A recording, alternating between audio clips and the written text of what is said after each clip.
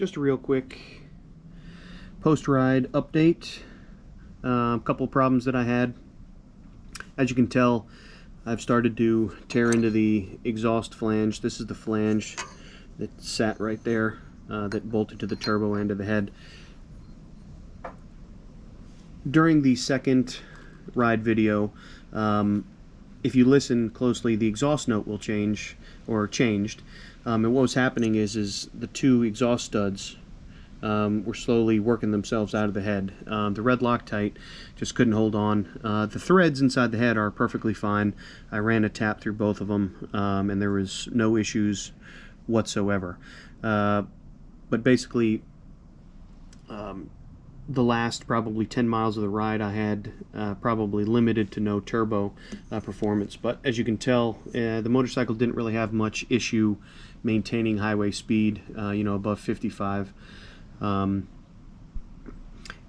so that's encouraging, but so what I'm essentially going to do to fix that is I have some more exhaust studs, and I'm going to put some more Loctite in it, and hopefully that fixes the problem.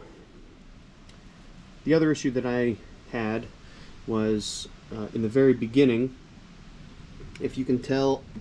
So my engine mounts were M10 or RM10 rubber mounts. They're pretty solid rubber, and basically what was happening is that as the engine was loading up torque, the engine was twisting ever so slightly with the rubber mounts, obviously to the side of the drive. And what that was doing was changing the center-to-center distance between the output shaft of the engine and the driven pulley of the CVT.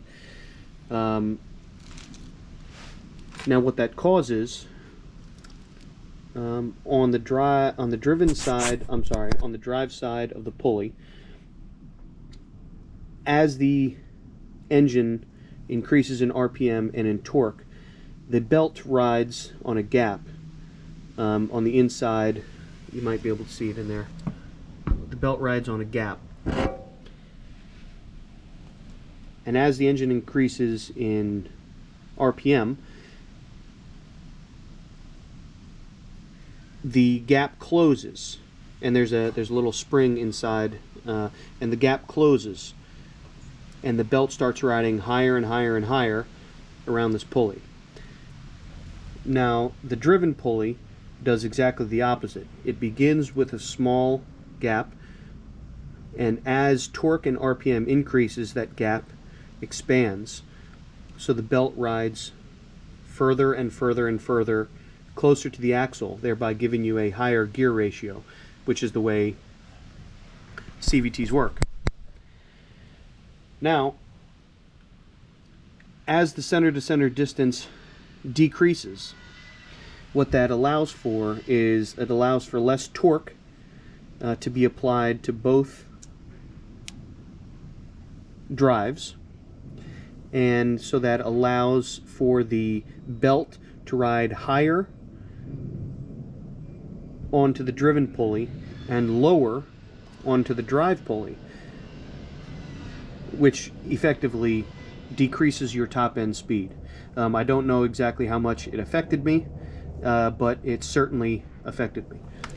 Now, what I did initially to try and mitigate that was I put a turnbuckle, a little 3/16 turnbuckle, right there between the engine and the frame of the motorcycle. Well, it ripped its guts out in probably, I don't know, 30 or 40 feet in one of the first videos, or one of the first times I tried to drive it. So that went goodbye. So what I did was I got some 90-degree angle iron, and I cut it up into two brackets, one bolting to the frame here and the other bolting to the engine. And as you can tell, so that is an M8 by 125 grade 8 bolt, and it has decided that it did not like the vibration and or torque of the engine. So there's two ways that I'm considering fixing that. Number one, I think for the interim, I'm just going to put another bolt in there just to verify that it wasn't a metallurgy issue with the bolt, which I doubt, but I'm going to put another bolt in there and go from there to see if it breaks again. And if it does, then what I'm probably going to do is put an M10, either go to an M10 or try and figure out another design or something where it has some sort of shock mount system where it doesn't exert 100% of the vibration of the engine and the relationship of the engine and the frame right there. But for the 20 or so miles that it was functioning, it was functioning perfectly. So we'll just try and figure out a better way to do that. One of the other things that I've noticed is that the paint that I painted the turbo and the exhaust, this is about 800 degree paint, and I've noticed in a couple of places that it's flaking, and obviously with turbos, EGT becomes a big issue. So I'm hoping that it's not getting up around that, the 1,000 degrees where turbos start not liking that, and of course, aluminum heads on the engine start not liking that and start spitting guts out. The engine still runs perfectly fine. I've not experienced any issues. So what I'm going to do is I'm probably just going to carry around under load. I'm going to see what the temperature of the exhaust turbine is with a little laser thermometer. So see if it's getting up around the temperatures that I need to start doing something about it. But that's the quick update. All in all, I would say that the motorcycle is running really well. There's still more to do. Obviously, these couple of issues to fix. I have a slight fuel leak